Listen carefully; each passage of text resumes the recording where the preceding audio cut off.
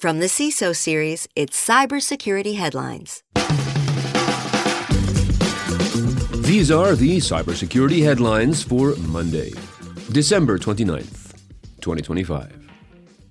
I'm Steve Prentice. Rainbow Six Siege suffers breach. Gamers go shopping.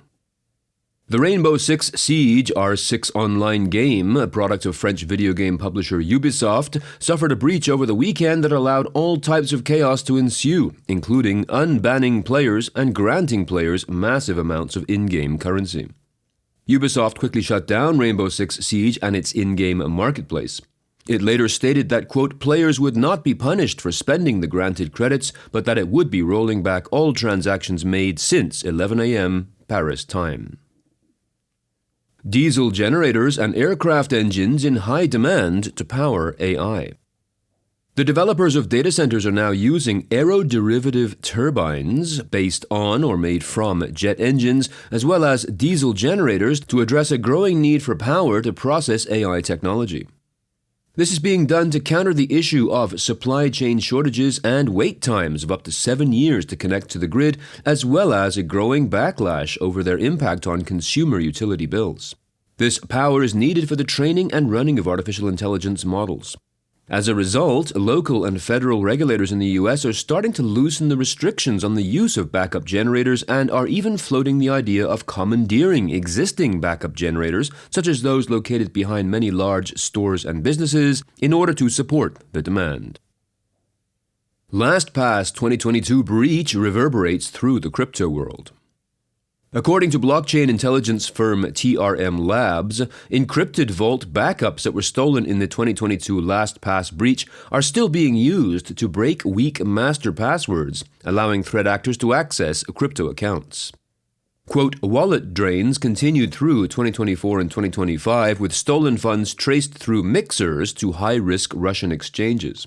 TRM Labs found repeated use of Russian cybercrime infrastructure and continuity of wallet control, indicating likely Russian criminal involvement in monetizing the breach. End quote. ChatGPT ads will allegedly prioritize sponsored content in answers. The ongoing back and forth regarding the inclusion of ads in ChatGPT space has now seen a new concept enter the room, this one called sponsored content.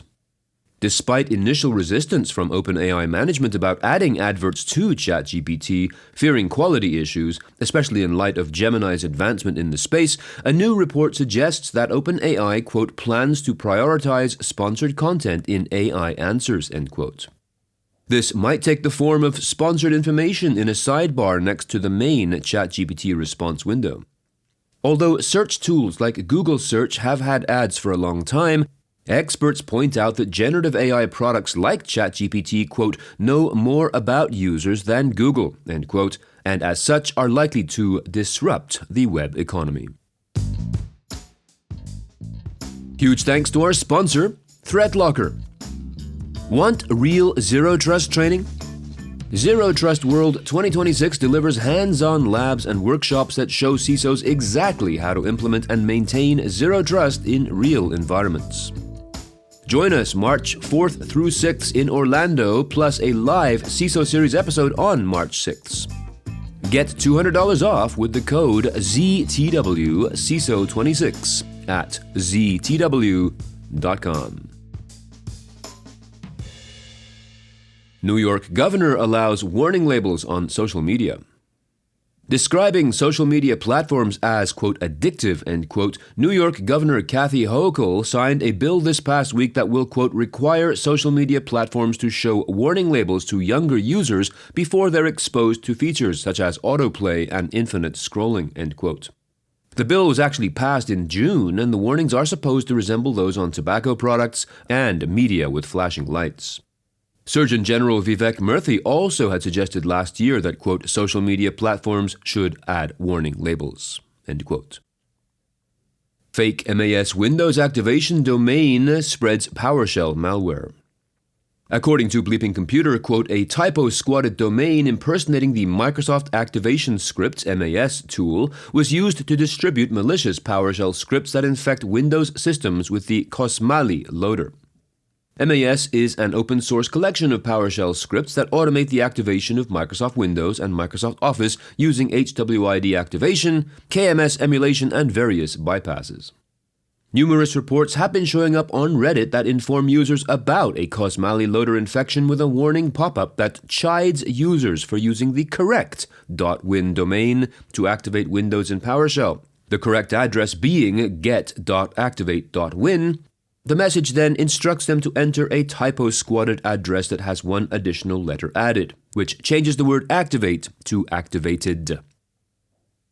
Most parked domains serve malicious content, says Brian Krebs. Krebs is warning internet users, that means everybody, about the dangers of parked domains, those web addresses that are no longer in use or that are intentionally misspelled as typo-squatting sites. As with most things internet, exploitation is rife. Parking pages that show these parked domains as no longer in use often lead to malware disguised as antivirus software and illegal content scams. In his article published this month, which draws on research from Infoblox, he describes how parked websites can remain benign if a visitor arrives at the site using a VPN or a non-residential internet address, but will be redirected to a scam site if coming from a residential IP address. A link to the Krebs article is available in the show notes to this episode. Did you know that you can subscribe to our events calendar? Just head on over to our events page at CISOseries.com and look for the subscribe button. You'll know when all of our Super Cyber Friday and Department of No live streams start, as well as our live CISO Series podcast recordings and other meetups. Make sure you are up to date with all the fun events from the CISO Series. And if you have some thoughts on the news from today or about this show in general, please be sure to reach out to us at feedback@CISOseries.com. We would love to hear from you. I'm Steve Prentice, reporting for the CISO Series. Cybersecurity headlines are available every weekday. Head to CISOseries.com for the full stories behind the headlines.